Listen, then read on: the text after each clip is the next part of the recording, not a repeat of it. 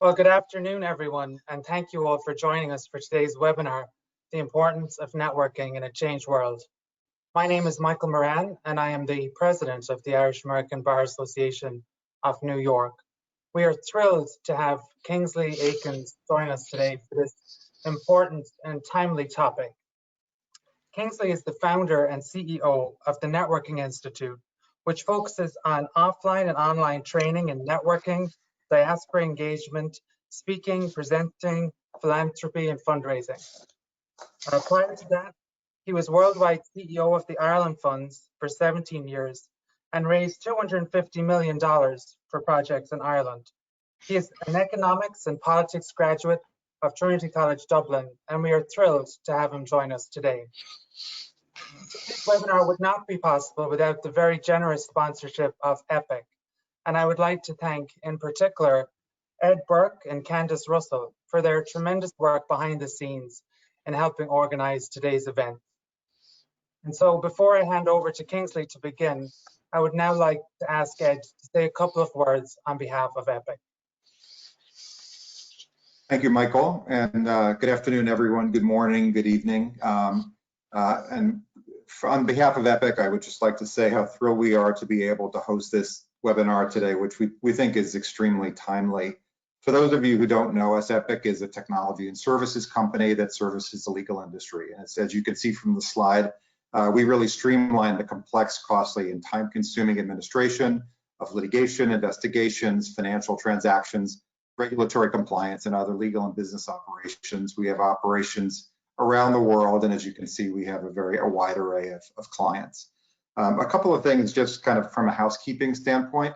So all participants will be in listen-only mode for the duration of until the question session. If you have a question during the presentation, please type it into the Q&A box. We've reserved time at the end during which our speaker will address questions that have been entered into that box.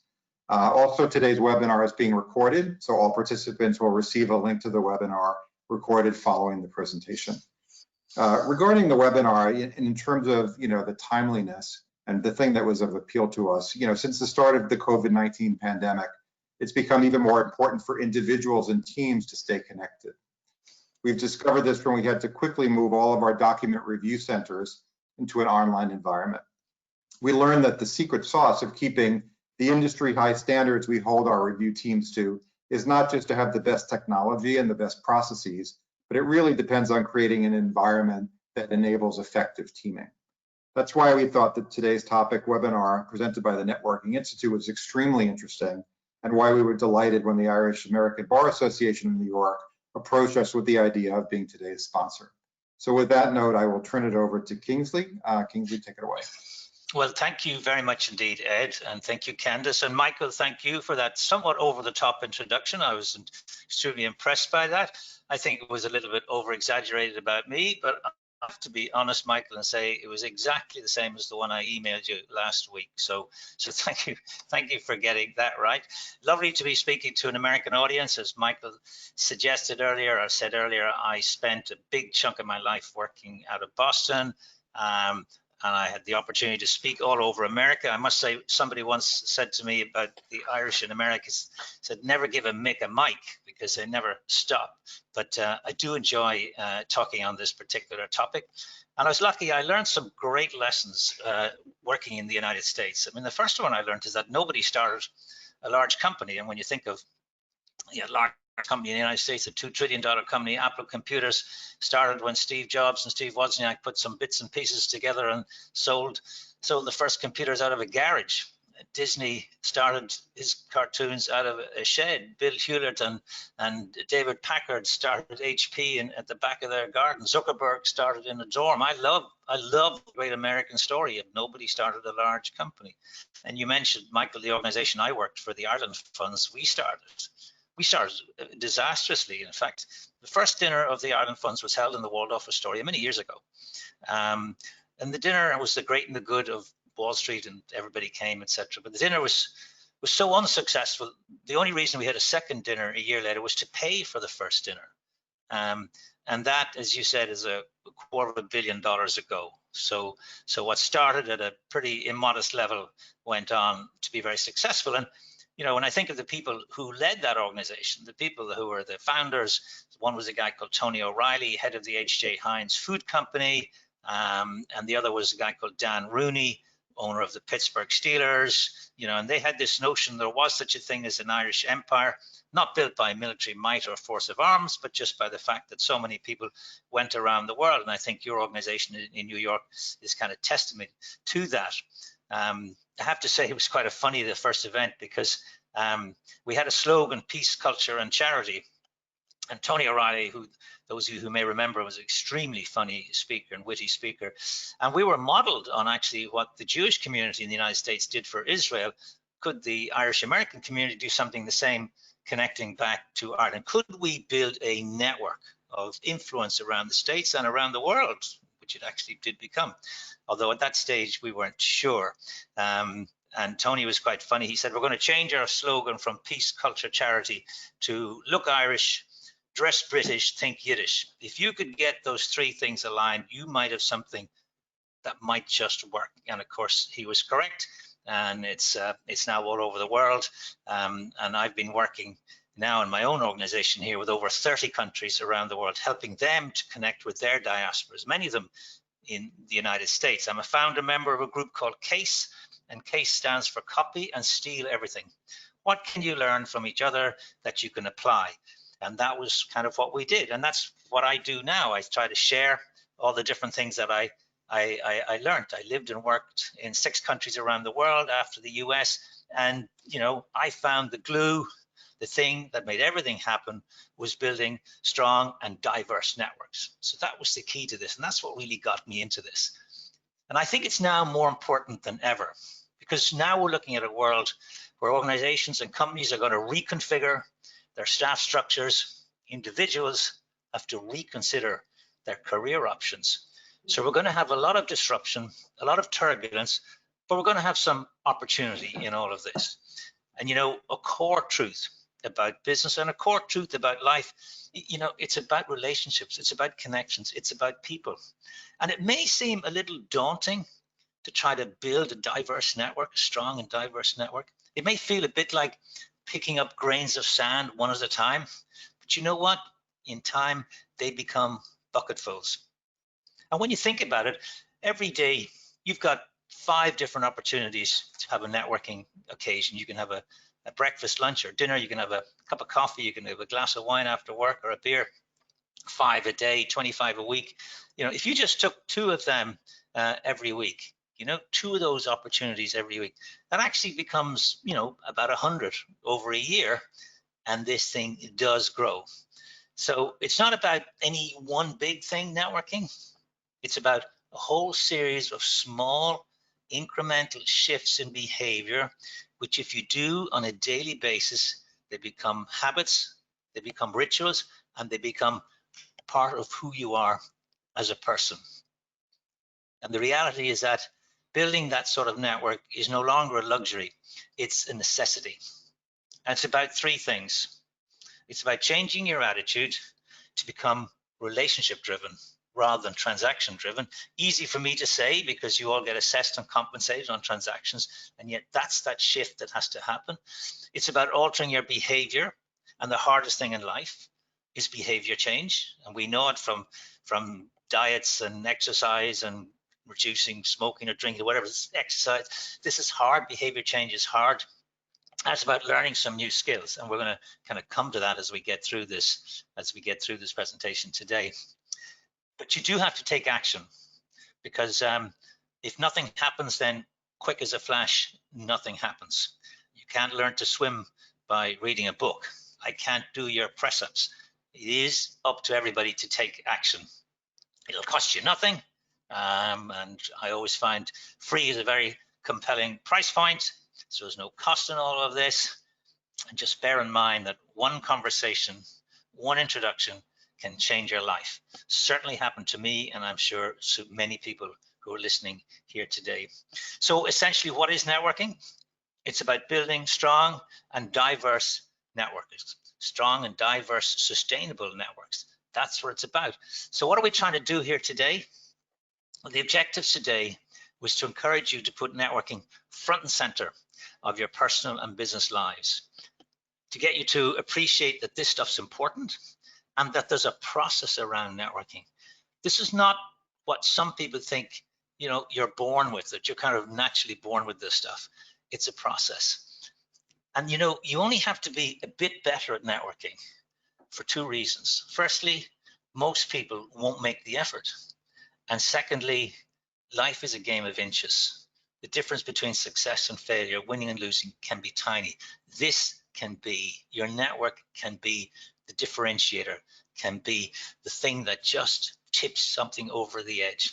But you do have to have a plan for it. And just like you have a finance plan or an HR plan or a communications plan, you and companies should have a networking plan. And if you genuinely and utterly hate the concept, and some do, then don't do it, but do volunteer to teach soccer to your kids' soccer team, or do volunteer for a non-profit, or do something that gets you interacting with other people. And, you know, guess what happens? You know, you're networking. So, you know, we're being sort of consumed by this COVID situation, which is going on now. And I think networking is going to be more important than ever, particularly as we begin to slowly exit from this health crisis. We're going to have all sorts of other crises. And we're living in this world of what we call VUCA: volatility, uncertainty, complexity, ambiguity. As I mentioned earlier, disruption, turbulence will be the norm, but in that there will definitely be opportunity. And this crisis, to quote Abraham Lincoln, this too shall pass. This crisis will pass. And if you look back in history, I mean, imagine, for example, imagine you were born in the year 1900. When you were 14, there was a world war that killed 20 million people. When you were 18, there was a global pandemic that killed 50 million people. When you were 29, the whole entire economic system in the world collapsed. When you were 39, there was another world war in which 80 million people died. So, you know, all of these things happened. But interestingly enough, all of those dramatic events were followed by periods of great creativity, great innovation, and great growth. So this could well happen here. One of the lines we use over here in Ireland is we say, when business is down, that's when you paint the shop. That now is the time to prepare for when we get through this period. Because don't imagine that there wasn't dramatic change happening anyway, even before this happened. We were in a period of extraordinary change when AI and robotics and automation were impacting incredibly, where the sheer speed of growth was just at an extraordinary kind of pace. In fact, if I had said 10 years ago, I was sitting in my Uber on my iPhone, booking an Airbnb in New York, the only word anybody would have ever understood about that sentence was the word New York.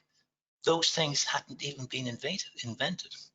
So now we live in a world where the largest taxi company in the world, Uber, owns no taxis. The largest accommodation company in the world, Airbnb, owns no accommodation. The largest content provider on the web, Facebook, produces no content. The largest retailer, Alibaba, has no stock. 80% of business is no longer selling things. It's actually services and relationships, and particularly in the legal industry. So when my dad left school at 14, he joined a company, and he left that company at 77. Just a quick 63 years. The deal was lifetime employment in exchange for lifetime loyalty. That's gone. I've got kids coming out of school and college these days. They're going to have endless different jobs. Millennials are moving and shifting like never before. The whole vertical world of hierarchies has been replaced by a horizontal world of teams of teams. So now you're going to need your network to help you navigate and to make these moves from place to place. Because you see what's interesting, and remote working now is an interesting reflection of this. It's more important what you do. It's more important what you do than where you are. So you can be anywhere. And here am I sitting in sunny, kind of sunny Dublin, talking to all you folk in New York. So this is the interesting kind of environment that we're in. So why then is networking so important and so possibly more important than ever before? Because we're dealing with what the writer Nassim Taleb calls a black swan event. Black swan events are unexpected, they're rare, and they're high impact. And the reality about life is you can't go it alone. opportunities don't float around on clouds. They're attached to people. So if you're looking for an opportunity, you're looking for a person. We tend to buy into sometimes this myth of individualism. Success is all about individual effort and ability and skill and imagination, but actually, at the end of the day, it's all about collaboration and cooperation. And networking, we all know networking is the way to do lots of good things, very helpful. You know, it will get us business. It'll find customers and suppliers. It'll find investors and it'll attract staff, all that good stuff. But the reason I'm really intrigued by the whole topic of networking is that all the research shows that people who have strong and diverse networks live longer, are stronger mentally and physically, earn more money, and are happier.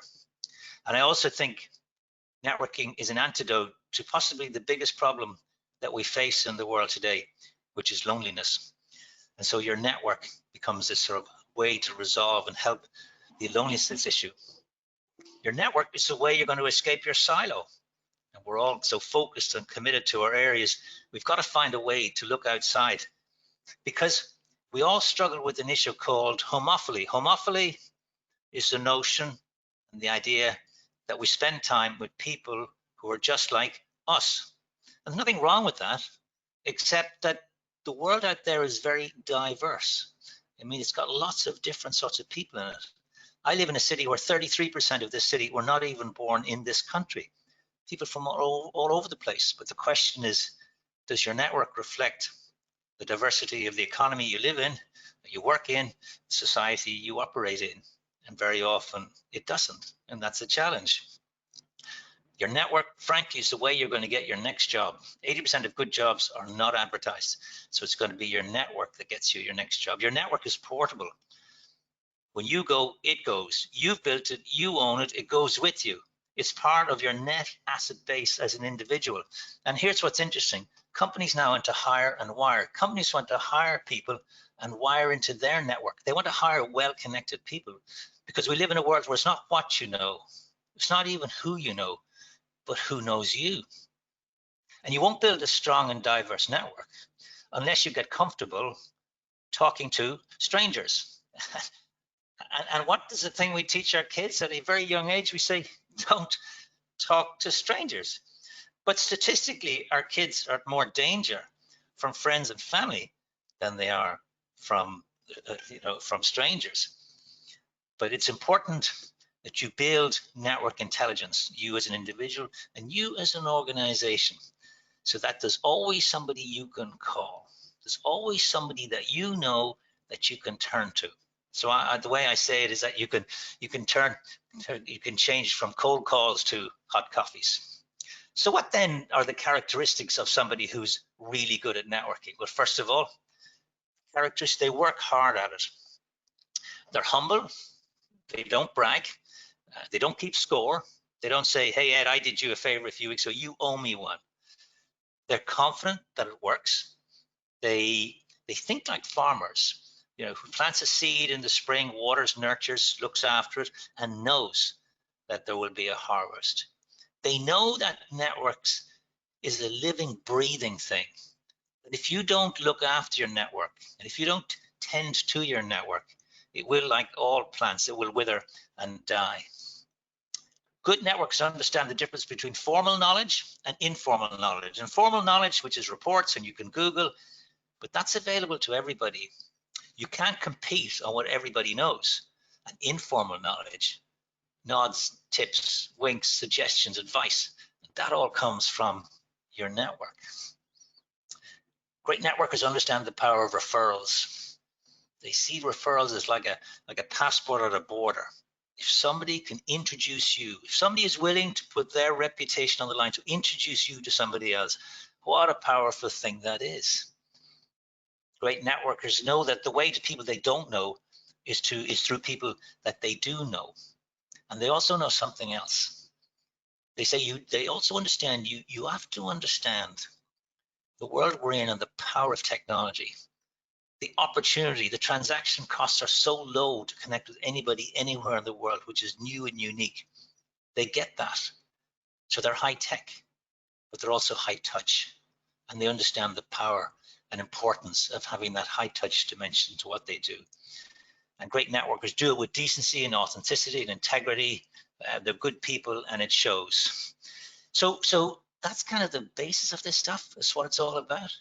And it's essentially, it's like a soft skill networking. And soft skill is a slightly unfortunate word. It sounds a bit weak, squishy, you know, not really a hard skill. It's kind of an interpersonal skill.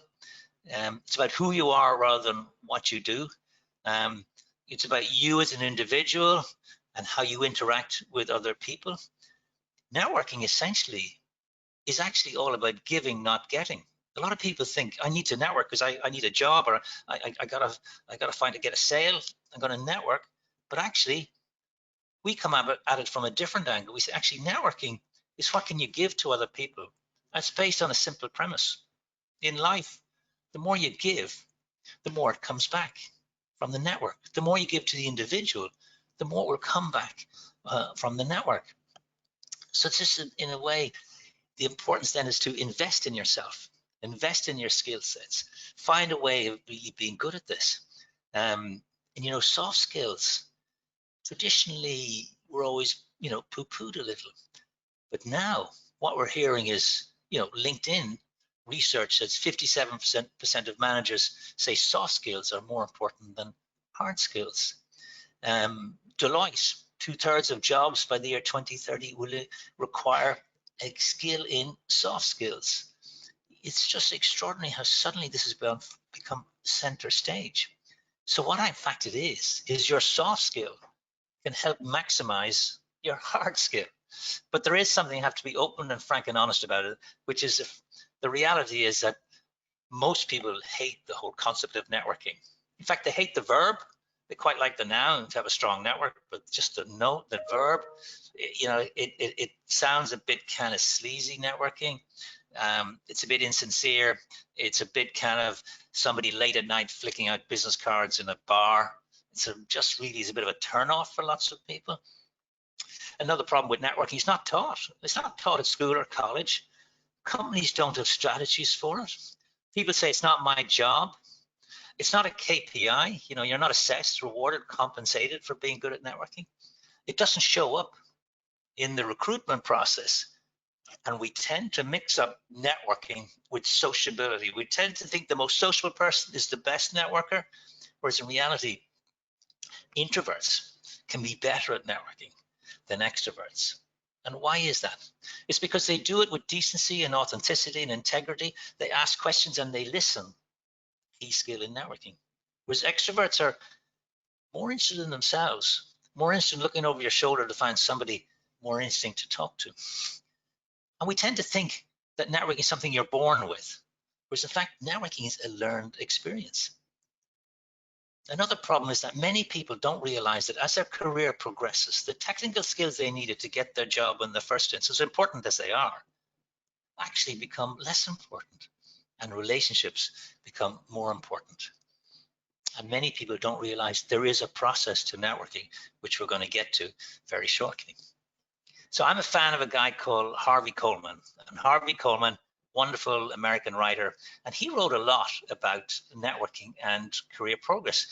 And he said something which at first glance would be is absolutely outrageous. He said your networking depends on what he calls the PIE theory, P-I-E, as an apple pie. And he said P stands for performance. And he said how well you do your job contributes 10% to your career progress. Surely that's daft. Surely that's mad. Surely how well you do your job is all that matters. Do a great job and you will, by definition, soar. And he says, no. He says doing a great job is mandatory. Everybody does a great job. It's the minimum. It gets you on the pitch. He said it gets you on the ladder. It doesn't get you up the ladder. It's the minimum, but it's not sufficient for progress. He said you get paid on performance. You get promoted on what other people think of your potential. It doesn't mean that it's not important, but it introduces those pesky two little words, other people. So he said the PIE theory, performance 10%. He said 30% of your career progress depends on your image. So I for image, who you are as an individual. What do people think of you? What's your reputation? Your reputation is what somebody says about you when you're not in the room. Your reputation follows you around, and in some cases, your reputation precedes you. Are you a positive person? Do you bring solutions? When people look at you, do they see you at the next level of leadership? Remember, we're talking not about getting on the ladder, we're talking about going up the ladder. Do you have strong vocal executive presence? How do you come across? What sort of person are you? So that leaves E of the pie theory. And E stands for exposure. And he says this is 60% of career progress, is the E of the pie theory, and it is for exposure. Who knows about you and what you do? Who's seen you in action? Who's seen you perform? Who's seen you deliver? Who's seen you speak publicly? What does your boss think of you? What's your boss's boss think of you? What are you known for inside and outside the organization? What are you a go-to person for? Do you do visible work or you do invisible work? So now, he says the next generation of leadership will not be by unknown people. That makes a lot of sense. So do you over-deliver in sort of everything you do? So this is pretty kind of incendiary stuff, because you see, it turns on the head everything that I got told when I was leaving college by my parents, who said, like I'm sure many people here would have heard the same advice: work hard, keep your head down, and keep out of trouble. And superior performance will allow you to soar ahead. And when that doesn't happen, people wonder, why is that? So in many ways, you could argue it's not fair, but you could also argue life's not fair. Life, in fact, is a game with unwritten rules. And these are some of the unwritten rules in terms of career progress and the importance of networking. And the person that I think personifies this best in your city in New York, I think she's a fantastic individual. Her name is Carla Harris, 35 years on Wall Street, vice chairman of Morgan Stanley, highest African American on Wall Street, a wonderful speaker. If you get a chance, look at her TED Talks, look at her many talks she's done are on YouTube. She's an author. She's a very compelling individual.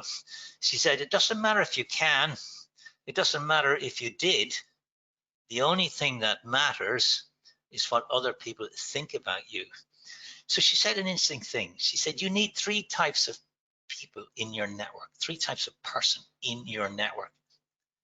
You need an advisor who will help you with all the technical stuff you need to do a great job. You will need a mentor who will give you what she says, the good, the bad, and the ugly. Could even be somebody outside your company, could be somebody inside your company. But then you need somebody else, she says. You need a sponsor. A sponsor doesn't talk to you, well, it could do, but a sponsor talks about you. And the reason this is important, she said, because every important decision about your career, your promotion, your compensation, the next projects you get offered to take on, would be taken by people sitting around a table in a room, and you're not in that room. So you need somebody who speaks up for you. You need somebody, as she says, who carries your paper. So she says, in your career, you need two types of people. You need two types of performance in your career. You need to produce a terrific job and do a really great job, and that's very important early in your career. Your performance gets you noticed. But she says you need another type of what she calls currency. To go with this performance currency, you need relationship currency. You need people who are willing to expend their power on your behalf. And nobody is going to go into bat for you unless they know you. So you've got to become known. So what she said is relationships pull us through the system just as much as skills propel us through the system. So it's a fascinating kind of concept, this Carla Harris thing. So it brings in this whole notion of you have to think in terms of building your personal brand, and successful people tend to be successful brands, and everyone has a brand. You can't opt out not having a personal brand is having a personal brand. And your personal brand is not what you say it is. It's what other people say it is. So the only question is, do you want to determine your personal brand, or do you prefer other people to determine what it is? And if you let other people determine what it is, it's generally not the brand that you're comfortable with or happy with. So you have to decide, do you want your personal brand to be something that happens by accident, or do you think it should be something that happens on purpose? So every day you're being judged all of the time. The question is, do you want to be in the driving seat in this issue, or do you want to be in the passenger seat? And what is it? It's about developing, discovering everything that is true and authentic about you and letting other people know. So that becomes a really important sort of concept in here, building your personal brand. And the future leadership of companies, as I said, will not be by unknown people. And we live in this world where it's not what you know, it's not who you know, but who knows you. And this came up before. So there's no passion, there's no help in being small. So one of the things you've got to think about in this is this notion of me Inc. This was something that Tom Peters talked about way back some time ago. He talked about the importance of you being chairman, CEO, managing director of a company called Me Inc. In other words, you have to take responsibility for everything that happens in your own life. You have to develop your own career playbook. You have to realize that it's what you do and the actions that you take that will determine where you go. So you have to think of yourself nearly like as a sort of a startup business, and train and invest in yourself, and consistently figure out what are the next steps. There's this whole notion of the escalator model of a career is kind of gone. So this is then important, because you've got to find a way to over deliver in everything you do. You've got to build substance, you've got to build style, and you've got to build this whole idea of a personal brand. So then in terms of what you can do in terms of looking at your network, you have to ask yourself a brutal question about your network. You've got to say, is my network good enough for where I want to be in the next few years? And the only way you'll find an answer to that question is actually to audit your network, to print it out, and to spend a lot of time really looking at your network with that kind of brutal question in mind. And when you print out your network and you look at it, a few things become obvious. The first thing you can do is you can clean up your network. You can get rid of redundant entries in your network. I used to live in Boston. I don't need the dry cleaners in Boston. I don't need the Chinese takeaway food in Boston. I can clean up my network, get rid of these things. That's a good thing to do. Secondly, you'll discover and you'll realize you've got some gaps in your network. You had some terrific relationships in the past, and you know what? You've let them slip.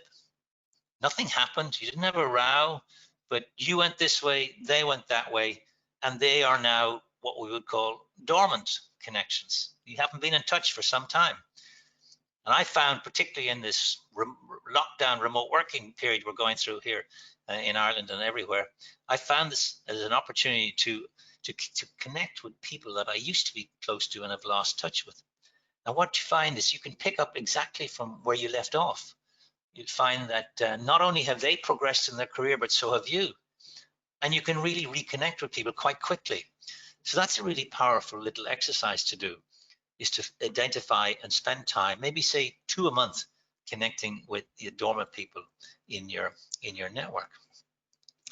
And then, you realize that you've got some, as I said, some gaps in your network, and you've got to spend time, filling those gaps. You've got to figure out, what can I do? Where are the areas? Maybe I don't know anybody in aviation leasing. Maybe I don't know anybody in tourism. Maybe I don't know anybody who lives in Canada. So you can find a way to sort of audit and do that. The other thing you need to do at your network, you need to consider segmenting your network. And by that, I mean dividing your network into different categories, because not everybody on your network is the same. And I think there's 4 categories that you can divide your network into. The first is a contact. And a contact is a name on your network, and for the life you can't remember who they were. You must have met them at a reception or a party or on an airplane, and exchange business cards and you put them on your database, but it's pretty weak. So that's weak at the bottom of the pyramid, if you like. And as you move up that pyramid, you've got contacts at the bottom. The next is connections. And connections, you know them, they know you.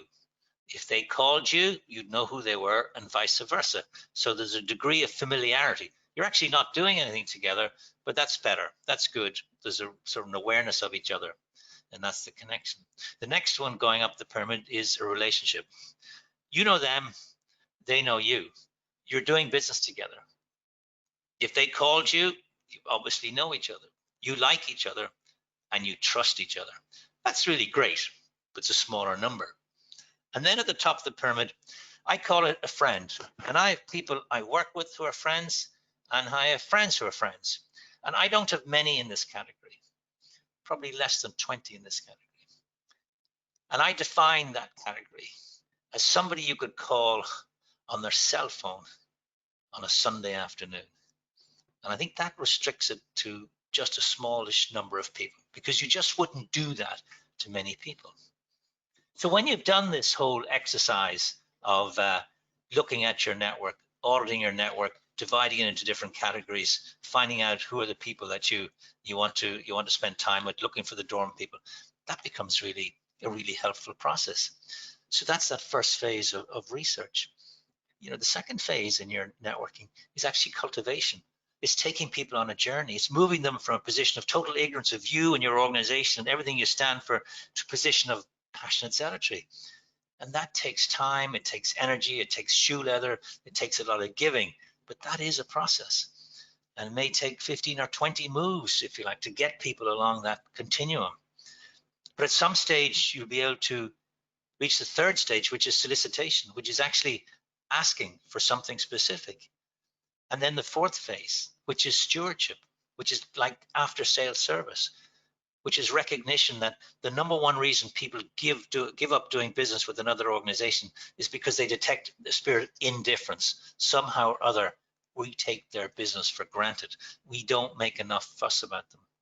When I worked in the Ireland funds based in Boston, we followed this process, which is something we learned from Harvard and the way they raised funds so successfully for their institution.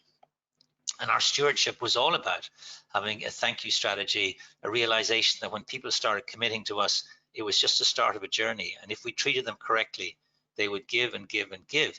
And that was exactly what happened. So we had all sorts of reward and recognition programs. We had all sorts of thank you strategies.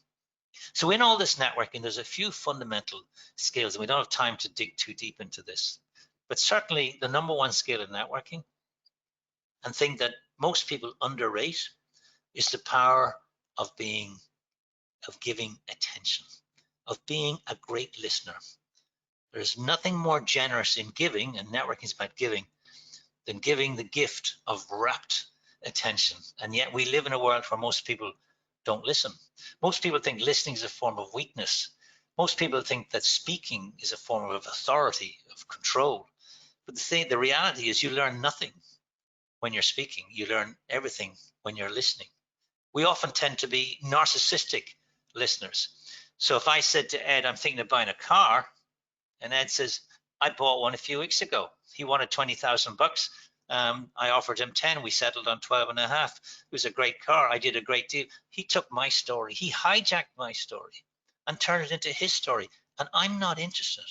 I wanted to tell my story. But that happens over and over and over again. So listening then has to be seen as a form of activity. You have to listen with your eyes, speak with your ears. You have to listen not just to what somebody is saying, but what they're going to say next. And as I said, see it as a form of a really strong form of something to do. To being active is listening. Number one skill in networking. The second thing I find fascinating about networking is what I call funnels of serendipity. How random chance, how you can make random chance happen for you. But let's put it this way, random chance or luck doesn't happen lying in bed or sitting at your desk. It happens when you're in motion. It happens when you put your talents on display. It happens when you get a chance to speak. It happens when you're out and about. It happens when you break routines. It happens when you talk to strangers. Guess what happens? So I always think that intentional networking is all about the tip of the iceberg that's above the water, but actually unintentional networking, serendipitous networking happens with that large piece of the iceberg under the water. And it's really looking for finding things that you didn't even look for. And it becomes an incredibly powerful thing. Some people think that serendipity is like a bolt of lightning from the blue. I actually think it's like a gentle wind always at your back.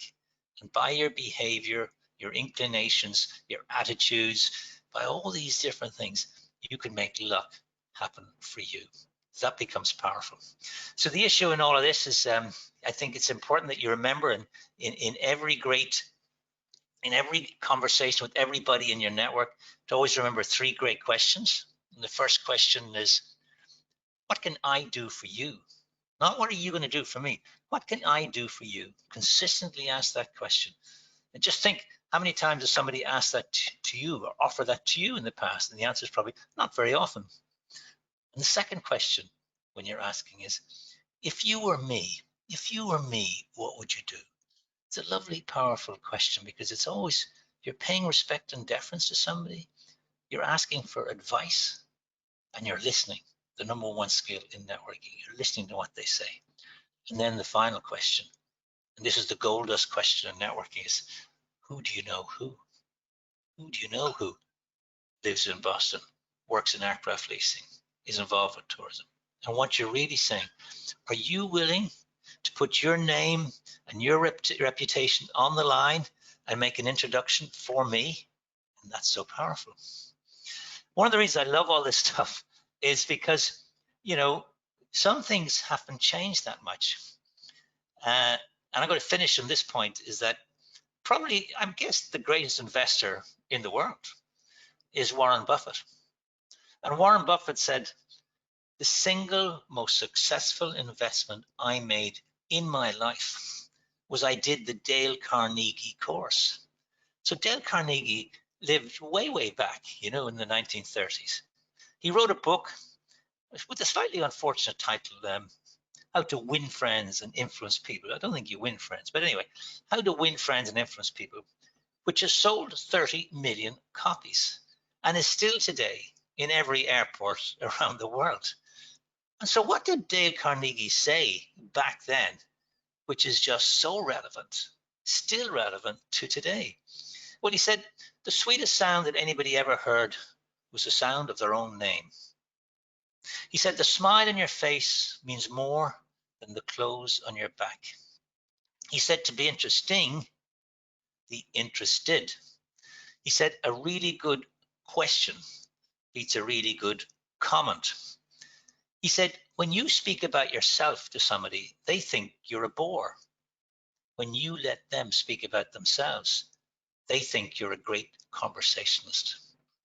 He said, you'll achieve more in life by helping other people get what they want than trying to get them to help you get what you want. And he said, people handling skills are more important than any technical qualification. So this is kind of fascinating because, you know, despite all the years and despite the slightly folksy kind of way he wrote this stuff, these are still current today as ever. So here's the summary of the talk so far. The takeaways, if you like, from what I was speaking about, is that in terms of networking, you have to sit down and make a decision. Is this important for me and my future? And if it's not, fine. But if it is, then obviously you've got to take some action. You do have to audit your network with that brutal question in mind. Is my network good enough for where I want to be in the next number of years? You do have to think in terms of networking as a key soft skill that has to be worked on.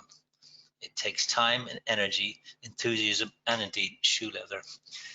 Think of yourself as Me Inc., a startup company run by you, and you have to craft your own career playbook. You can't rely on other people anymore. Well, think about it. Who does your boss care more about? You or his career, her career?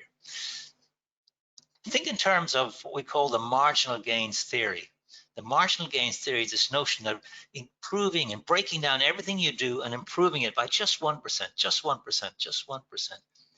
And in time, that becomes really, really significant. So instead of looking at some great messianic goal way out there in the distance, just think about what's in front of you. Think about doing that. Lots of examples of how this is really important. Because you see, life is a game of inches. The difference between becoming first and second, winning and losing, can be absolutely tiny, but the implications can be enormous. The power of attention, being a great listener, the #1 skill in networking in a world where people just don't listen. And you can manage and control serendipity. You can make luck happen for you. It's not just a bolt of lightning from the blue or winning the lottery. It's something that you can create, and you can become a lucky person. There is a process, a 4-step process that we went through. And finally, you have to be kind of fun to be with, because, you know, life's hard enough and we know it right now. So, you know, be fun to be with. We are the average of the people we hang around with. So if we hang around with fun people who are good at networking, guess what we become? So as Michael said earlier, I think there's 50 networking tips available to everybody. The Networking Institute, we do online training, so there's you can always go on the website if you're interested. Please connect with me on LinkedIn. I use LinkedIn enormously now. Since lockdown and my presentation and workshop business went to zero, I've aggressively got involved with the activities on LinkedIn, and I've built an entirely new tribe of support there that I didn't even know existed. Has been fantastic. So please connect with me on LinkedIn, and if any of you are interested in any of these webinars, happy to have a chat about that too. And I do webinars on diaspora engagement and philanthropy fundraising, speaking and presenting. But I think I've spoken enough, and I'm going to hand back now to you, Michael. Well, Kingsley, thank you very, very much for those fantastic insights, and we greatly appreciate it all. A couple of questions have come through, so I wanted to run through those with you, if you don't mind. The first question that's come in here is LinkedIn crucial to networking effectively today? So you died on me a little bit there, but I think you said, is LinkedIn crucial to networking today? I think so. I think it's an extraordinary, when you think about it, 700 million professional people around the world have given this company all their education details, all their career details, and said, here, you can have it, and you can have it for free, and you can share it with the world. I think it's absolutely incredible. And here's an example. I gave a webinar to Singapore Chamber of Commerce about 8 weeks ago. Somebody on that webinar was a partner in a London law firm, one of the biggest in the world. And he said afterwards, you know, I think you should talk to our London folk. And I talked to their London folk and had a couple of conversations. And I now am going to do 8 webinars for this company. So out of that LinkedIn connection, out of that webinar has come, you know, a significant piece of activity that I'll be engaged in. I think that's, you know, we don't have many options in lockdown, what we do. And here is a great one. I think everybody should be on it, and everybody should be using it to the maximum. So I'm a big fan, obviously. Great. Another question, are there any particular tips for networking in our current world where proposing a meeting in person, for example, for coffee, isn't really an option? Yeah, so maybe I'll just tell you what I did. When my business collapsed, if you like, overnight, I decided to take a low-tech solution to it and a high-tech solution to it. And low-tech is I sent out an email, you know, it sounds like a Dickensian mechanical thing, to 500 people on my database. And I said, this is what I'm doing. I'm not looking for anything. This is what I'm doing. And I gave away a lot of stuff for free. Just like I'm giving away the 50 networking tips, I've given a lot of other stuff away for free. I wanted to be a source of beneficence, if you like. I want to give stuff away and basically say, look, that's all I can do, I can offer. It was pretty much low tech in terms of I picked up the phone to lots of people, purely to check in with them, to say how they're going, ask them what's happening, check about their family. I wasn't looking for anything. So I did a lot of that low tech stuff. I even clipped out articles from the newspaper and sent them in the mail to people. So a lot of low tech stuff. And then a total focus, as I said earlier, in building from pretty much from zero, a tribe on LinkedIn. and my focus was on LinkedIn. I didn't get engaged with Facebook and other things because if I did, I think my kids would probably leave the house. But I stuck to LinkedIn, and it's been really helpful. So I think you can do a bit of both, a bit of low tech, a bit of high tech, and that's the only solution that we can do given the current climate. Great. Another question here. It's in relation to your remarks on Carla Harris. How do you recruit a sponsor? Should you reach out directly and ask them to be your sponsor? Yes, I mean, I think that's a great question, because sponsors generally are not going to volunteer themselves to you. So I think you have to reach out to people. And, you know, we used to say in my old fundraising days with the Ireland Funds, if you're looking for money, ask for advice. And find a way to sit down with people and ask them for advice. A lot of people are quite happy to be seen in that kind of mentoring role, advisory role, helping people with their career and dragging them through, just like, because they probably benefited from the same thing themselves. I actually have a couple of what I call reverse mentors, which are people who are much, much younger than me, and they mentor me because I want to know what's going on. And so these are kids in their 20s, you know, and I'm not. So I think, but the answer to the specific question, you do have to identify this person and you have to approach them and ask them. The worst thing that could happen is they might say no. Very good. And I have one final question here, Kingsley. How do you remain upbeat when networking efforts don't seem to be producing the outcome that you would desire? Oh, listen, I think there's lots of cliches, you know, if at first you don't succeed, try and try again. You know, I think it was Beckett, the Irish writer, said, try, fail, try again, fail again, better. You know, I think life is about failure, and very often life is about getting knocked back. You know, the greatest baseball players in the world probably were batting, I don't know, but certainly less than 500. So, you know, I think it's part and parcel of people saying no. But, you know, finally, you only need 1 or 2 or 3 of these people to make a huge difference. As I said at the beginning, one introduction, one conversation can change your life. Certainly happened to me, and I'm sure lots of people have lots of examples of it. And I think it's not what happens to you, it's just your attitude to what happens to you. And your attitude then has to be pick yourself up, dust yourself off, and go again. Brilliant. Well, Kingsley, thank you very much once again for your time today, for joining us, for all that wonderful advice. Also, I see Ed joining us again. Ed, thank you, and EPIC once again for being such a tremendous sponsor and for partnering with us on this event. And to everyone who joined us this afternoon, thank you. And please watch out for future Irish American Bar Association events. You can find out more on our website and on social media. We look forward to hosting further events and having you join us. So thank you all and have a wonderful afternoon. Yeah, thank you. I echo that, and a great webinar, Kingsley and Michael. Thank you for the opportunity, and we were really thrilled to be able to participate. So it was a great session. I took a lot of notes. Good.